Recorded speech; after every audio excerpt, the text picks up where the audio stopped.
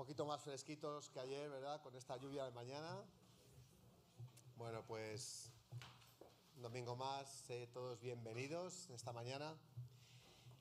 Y vamos a comenzar con el estudio.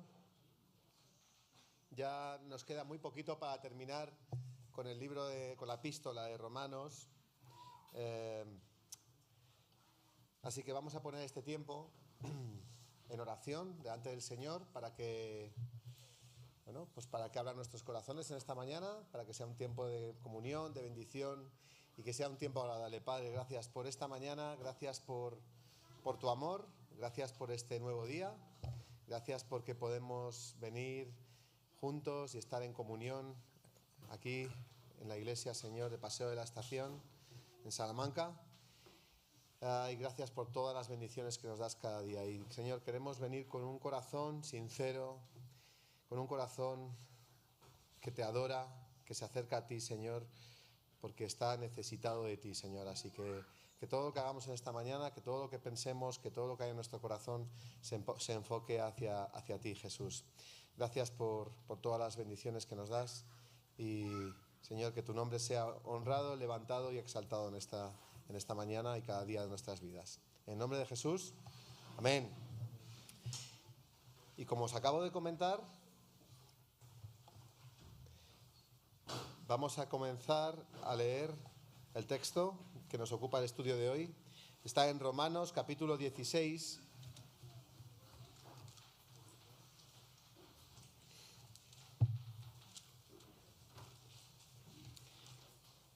Versículos del 1 al 16.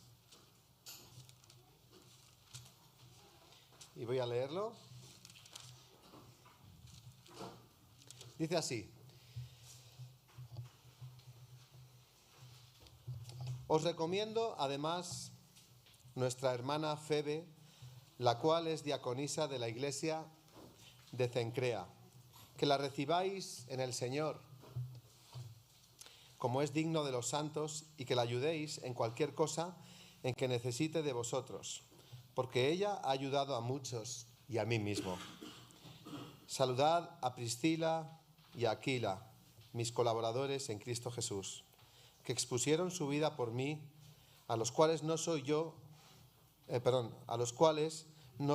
doy gracias, sino también todas las iglesias de los gentiles. Saludad también a la iglesia de su casa. Saludad a Epeneto, amado mío, que es el primer fruto de Acaya para Cristo. Saludad a María, la cual ha trabajado mucho entre vosotros. Saludad a Andrónico y a Junias, mis parientes y mis compañeros de prisiones, los cuales son muy estimados entre los apóstoles y que también fueron antes de mí en Cristo.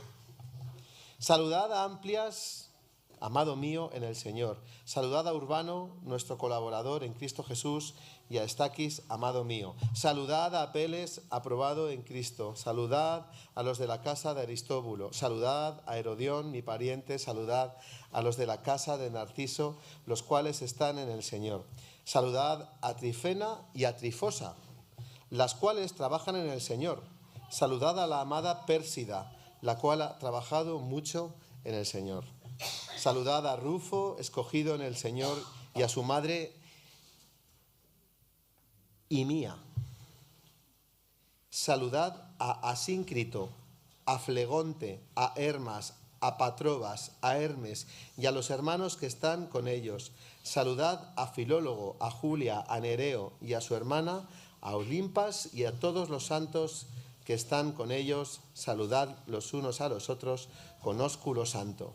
Os saludan todas las iglesias de Cristo. Nos ha quedado claro algo, ¿no? Un saludo para todos esos hermanos, ¿verdad? Bueno, pues si podemos hacer un resumen de este texto, es saludos para todos los hermanos en la iglesia de Roma. Y este pasaje nos da una información muy valiosa. Sería como una fotografía, como una radiografía incluso, de la iglesia de Roma, con nombres de personas, tanto explícitamente como implícitamente, porque a veces a los de la casa de Aristóbulo, a los de la casa de... Es decir, luego vamos a ver lleno de personas, lleno de personas conocidas para Pablo, porque Pablo habla de ellos como personas conocidas, cercanas a él. Porque al fin y al cabo, el Evangelio de Cristo se trata de personas, ¿no? No se trata solamente de edificios o de cosas o de arte, pues que está muy bien, está muy bonito, pero se trata de personas, y aquí lo podemos ver, como Dios trabaja en la iglesia de Roma con las personas, los unos con los otros. Leon Morris, un conocido comentarista, explica que esta sección demuestra que la carta a los romanos fue una carta para personas reales y hasta donde podemos ver personas comunes.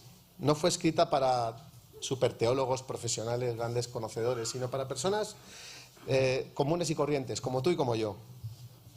Aparecen más de 28 personas en esta carta, tanto hombres como mujeres, cada uno con una historia, cada uno con un contexto, y yo me quedo con la idea de que me gustaría poder preguntar muchas más cosas acerca de estos hermanos, las historias de cada una de estas personas. Es un poco apasionante, ¿no? ¿Cómo habrán conocido a Cristo estos hombres y estas mujeres en Roma, la ciudad imperial, con 1.200.000 personas viviendo en esta ciudad? Esto era increíble para el siglo I. Después de la época imperial de Roma, no volvió a haber una ciudad con 1 millón de personas hasta el siglo XIX en Londres. O sea que si nos podríamos imaginar esa urbe, la capital del imperio. Por una parte, este pasaje nos habla de la diversidad de la iglesia y de cómo Pablo saluda a los distintos miembros con cariño, con afecto, con cercanía y con reconocimiento de lo que ha significado o significan para él y para el conjunto de la iglesia. En Gálatas 3:28 Pablo dice: ya no hay judío ni griego, no hay esclavo ni libre, no hay varón ni mujer, porque todos vosotros sois uno en Cristo Jesús. En Efesios 2:19 dice: así pues, ya no sois extraños ni extranjeros, sino que sois conciudadanos de los santos y sois de la familia de Dios.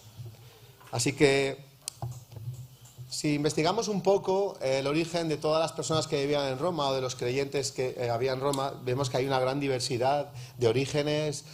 Unos eran judíos, otros eran ciudadanos romanos, unos eran esclavos, otros no eran esclavos, había de todo. Había una diversidad, como podemos ver en nuestra iglesia también, y yo creo que es un enriquecimiento y vemos la riqueza que es que haya una diversidad dentro del pueblo de Dios, y aún así somos una misma familia en Cristo.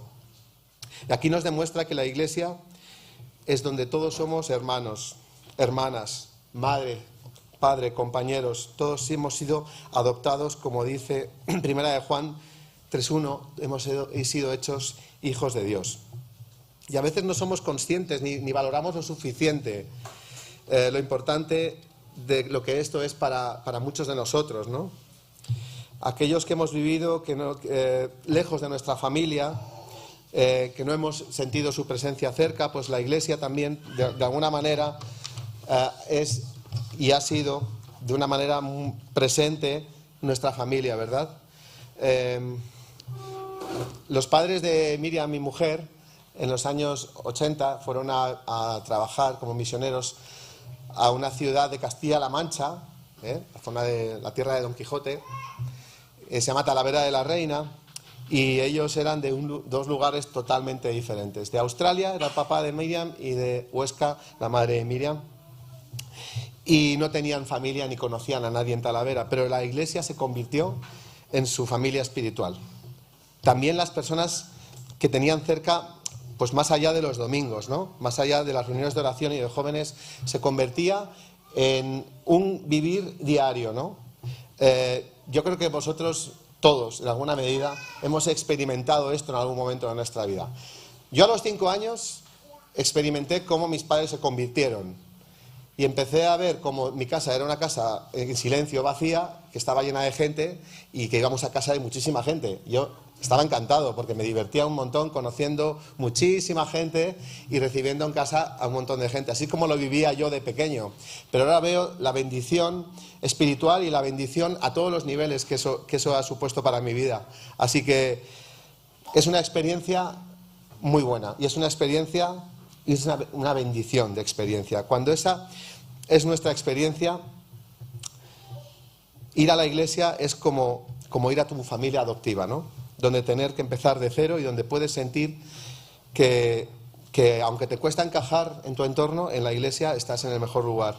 Al mismo tiempo, el verano pasado Miriam tuvo que estar en Oxford 3 meses haciendo un trabajo allí bueno, podéis preguntarle a ella, pero estuve haciendo investigación. Y todos sus compañeros se sorprenden porque dicen, oye, ¿cómo es posible que llevas aquí una semana en Oxford y ya tienes tanta vida social?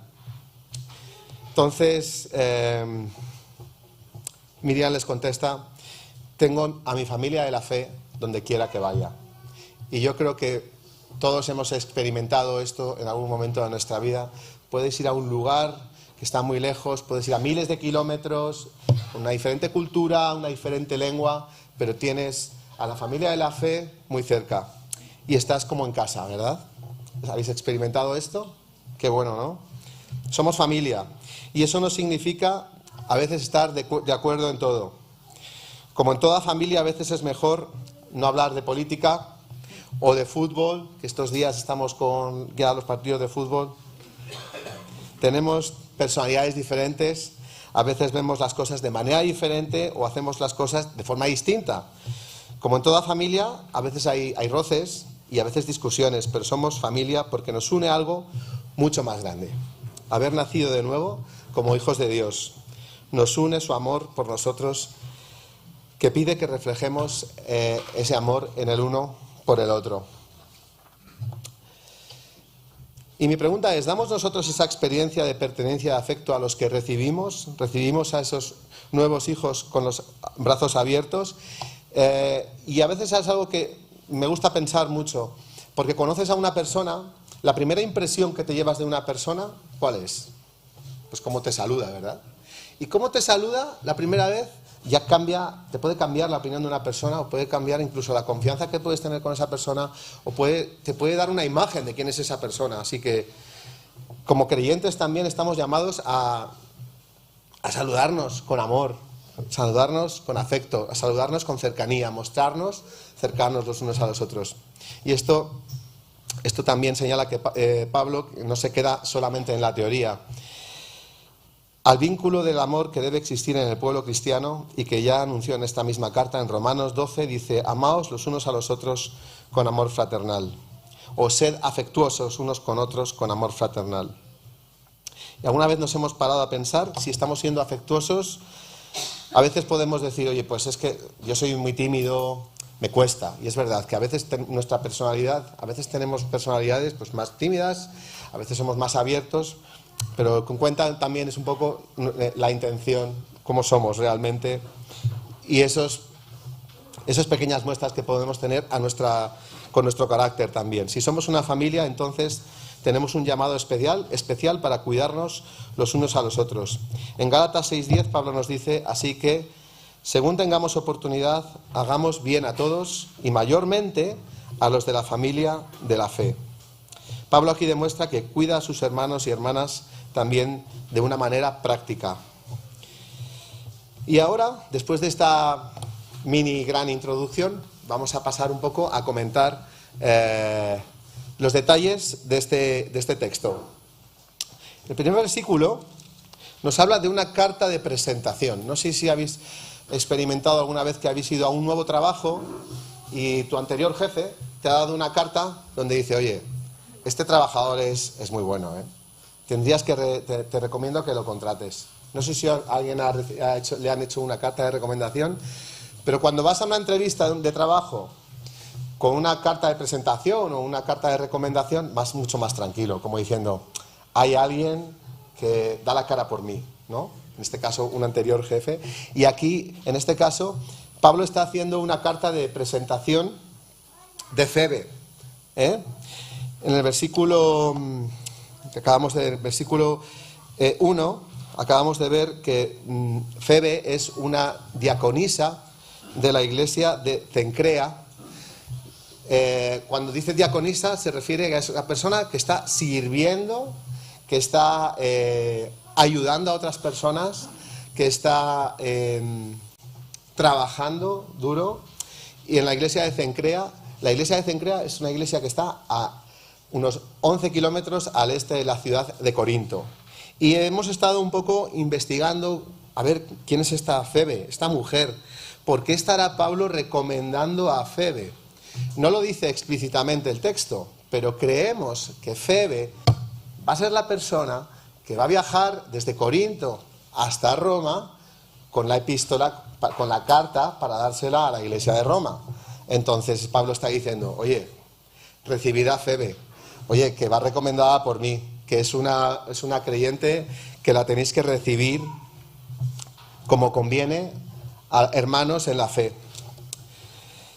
Entonces, Febe había ayudado, y vemos en el versículo 2, Pablo se sentía ayudado por Febe, y hemos estado un poco estudiando por qué Febe había estado haciendo esto, y creemos que Febe era una persona ligada al comercio de la ciudad de Corinto, una persona que tenía posibilidades, que había ayudado económicamente a Pablo, tanto como a muchos otros hermanos en la iglesia, y que Febe, de una manera personal, no sabemos si como parte de su trabajo o como parte de su ministerio, en el sentido de su misión de llevar la carta a Roma. El caso es que Febe se iba a ir ella sola a llevar esa carta a Roma, y un viaje desde Corinto hasta Roma no era una cosa menor. Eran 1.250 kilómetros de distancia. Imaginaros cómo puede oler en un barco comercial griego del siglo I. Tú tenías que llevar tu agua, tú tenías que llevar tu comida. Era un gran trabajo, era un gran esfuerzo, ¿no? Pero Febe estaba dispuesta a hacer esto. Dice que la recibáis en el Señor como es digno de los santos, y que la ayudéis en cualquier cosa en que necesite de vosotros, porque ella ha ayudado a muchos y a mí mismo. Pues aquí está el testimonio de Pablo sobre quién es Febe, ¿no? Continúa en el versículo 3, saludad a Priscila y Aquila. Priscila y Aquila son dos personajes fascinantes de la palabra de Dios, porque aparecen en numerosas ocasiones en el libro de los Hechos, ¿vale? Son como unos cristianos que son como nómadas, ¿vale? Como están siempre como viajando de una ciudad a otra, y están siempre como, primero están en Roma, luego aparecen en Éfeso, luego en Corinto, luego vuelven a Roma, y aquí Pablo habla de ellos, de como que ellos, Priscila y Aquila, le habían salvado la vida en alguna ocasión. Y el oficio de Priscila y Aquila eran constructores de tiendas de campaña o de tiendas para vivir. Entonces, se cree que es posible que Pablo trabajara con ellos, o que aprendiera el oficio incluso con ellos, y que estuviera un tiempo con ellos viviendo. Y hay un detalle que habla muy bien de Aquila y de Priscila, porque dice saludad a los de la iglesia de su casa, ¿no? Entonces, qué bueno, ¿no? Cuando conoces a alguien que abre su casa para recibir a otros creyentes. Y si seguimos el itinerario de Priscila y Aquila, durante todos sus viajes de diferentes ciudades, vemos en el libro de Hechos que siempre está su casa abierta a todos los creyentes, y la verdad es que es una gran bendición, y es además una característica también del pueblo de Dios, de cómo recibimos los unos a los otros, ¿no? Y más en estas dificultades. Spurgeon habla de estos dos hermanos como la antítesis de Ananías y Safira. Ananías y Safira se caracterizan por su hipocresía, y Priscila y Aquila se caracterizan por su fidelidad al Señor, por su entrega total.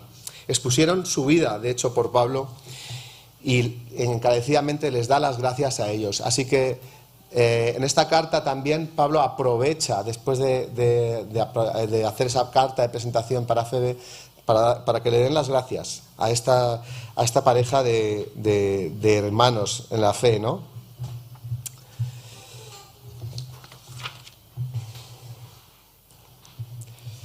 En cuanto a todos los nombres que hay a continuación, hay muchas especulaciones que nos pueden dar un poquito más de contexto.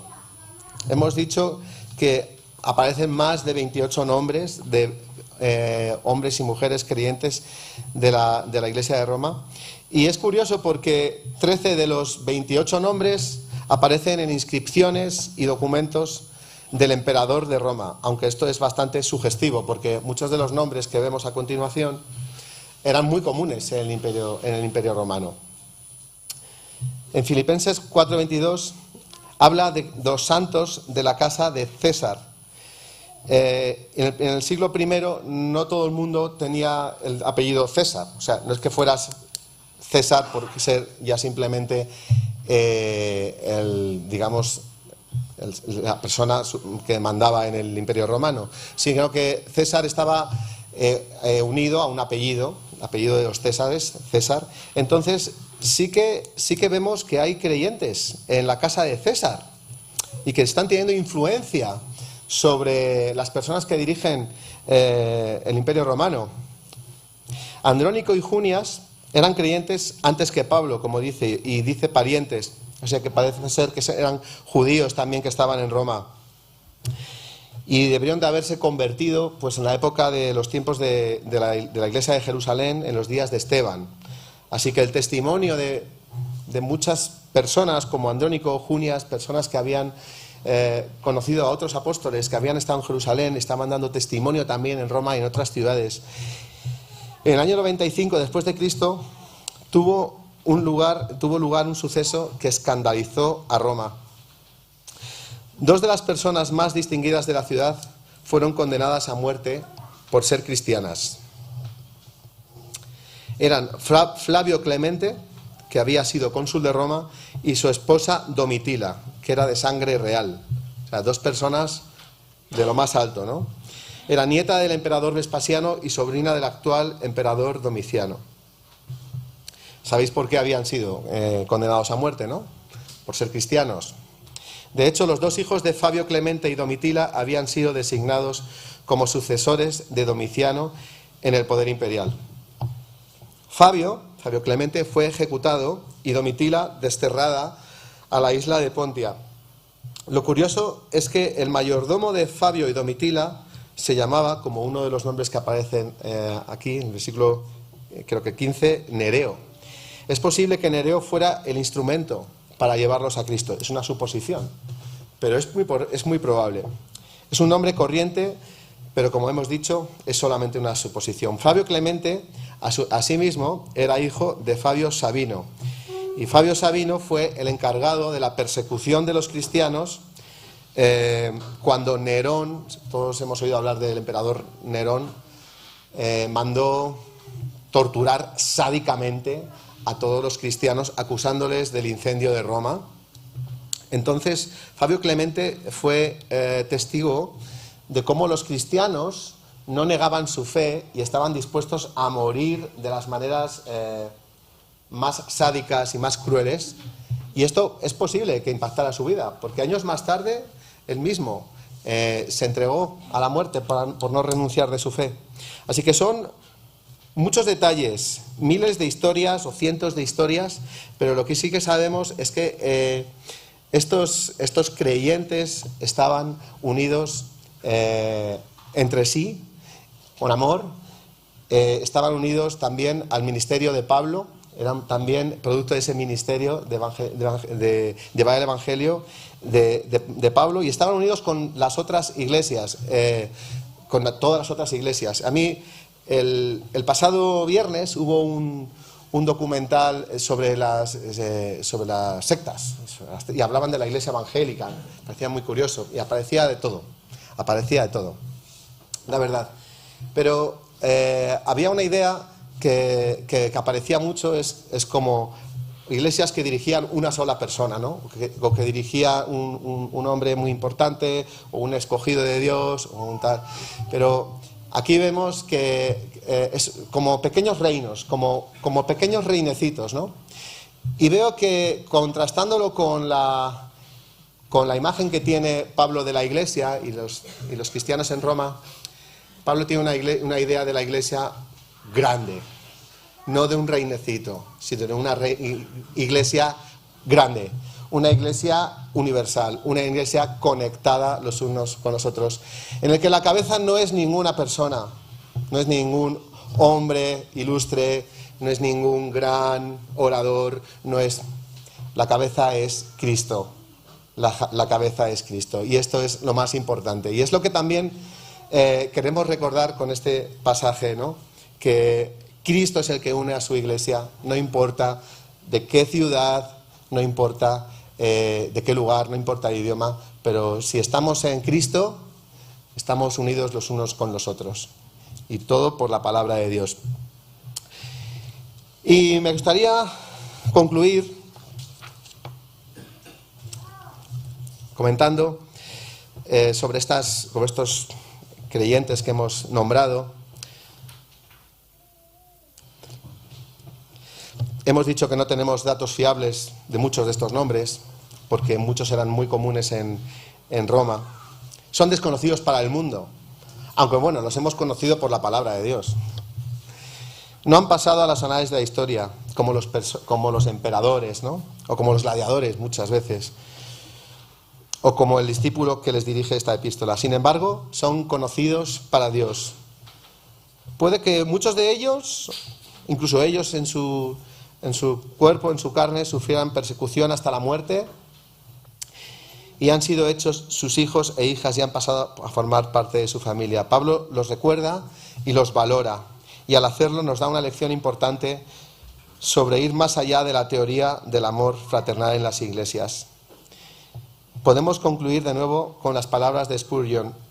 Ellos eran como la mayoría de nosotros, individuos comunes, pero amaban al Señor. Y por lo tanto, mientras Pablo recordaba sus nombres, les envió un mensaje de amor, el cual se preservó en las Escrituras. No pensemos solamente en los cristianos distinguidos exclusivamente para que olvidemos el rango y lugar del ejército del Señor. No dejéis que el ojo descanse exclusivamente en la primera fila, sino amemos a todos los que Cristo ama. Valoremos a todos los siervos del Señor. Es mejor, como dice Spurgeon, ser el perro de Dios que ser la querida del diablo. Así que no olvidamos a nuestros hermanos y nuestras hermanas. Somos una familia en Cristo y la palabra nos exhorta a amarnos, a apoyarnos y a cuidarnos de una manera práctica. Y de una manera práctica incluye hasta el saludo, que es lo primero que haces, ¿no? Cuando ves a un hermano o una hermana. Los visibles, los invisibles son importantes. Todos somos importantes para el Señor. Y ahora vamos a tener un tiempo en unos minutos para tomar un café y para pasar un tiempo juntos. Y vamos a intentar hacer un ejercicio personal, individual, libre. Si hay alguien en la iglesia que no conoces, no sabes cómo se llama, pues puedes acercarte ahora en este momento y hablar y preguntarle quién es, cómo se llama, de dónde viene. Pues podría ser un buen ejercicio para poner en práctica esto que estamos diciendo en este momento. Acércate a alguien que no hayas saludado hoy o en mucho tiempo. Yo sé que a veces es difícil romper el hielo, ¿no? Pero la verdad es que es una gran bendición. Yo tengo que compartir con vosotros que en los últimos 2 meses, he podido conocer a más personas dentro de la iglesia que llevaban años y yo nunca había hablado con ellas. Y me ha llegado una gran bendición, de verdad. Porque he podido conocer más a los jóvenes, porque he podido compartir con ellos un sábado por la tarde, y he podido compartir con mucha gente que no sabía, porque les veo el domingo por la mañana y decís, ¿qué tal estás? Muy bien. Oye, ¿tú? Muy bien. Y pasamos de largo muchas veces. Yo sé que a veces vamos con prisa y tenemos muchas cosas, ¿no? Pero a veces, ¿por qué no pararnos? y preguntar y conectar con las personas, tus hermanos en la fe que tenemos a nuestro alrededor. Así que vamos a terminar con una oración y os dejo ese reto, ¿eh? Preguntamos a esa persona, preguntamos por su día y oramos si hace falta. Podemos orar los unos por los otros y conocer nuestras preocupaciones, nuestros desafíos que estamos viviendo cada uno de nosotros. Así que, Padre, gracias por esta mañana, gracias por esta palabra, gracias porque tu palabra nos invita a algo más que ideas o pensamientos buenos, sino a poner en práctica, Señor, el amor desde lo más, desde la base, Señor, desde lo más profundo, Señor, desde cómo saludamos, desde cómo nos relacionamos, cómo nos hablamos, cómo nos miramos, Señor. Gracias por la familia que nos has dado en Cristo. Te pido que nos ayudes a conocernos más los unos a los otros y a cargar también con las cargas de los unos de los otros y celebrar y gozarnos también los unos con los otros. Y Padre, te pido que tú sigas edificando tu cuerpo, que es tu iglesia, que pertenece a ti, Señor, porque tú eres la cabeza de la iglesia, Señor, preciosa. Solo tú eres digno de toda la alabanza, Señor.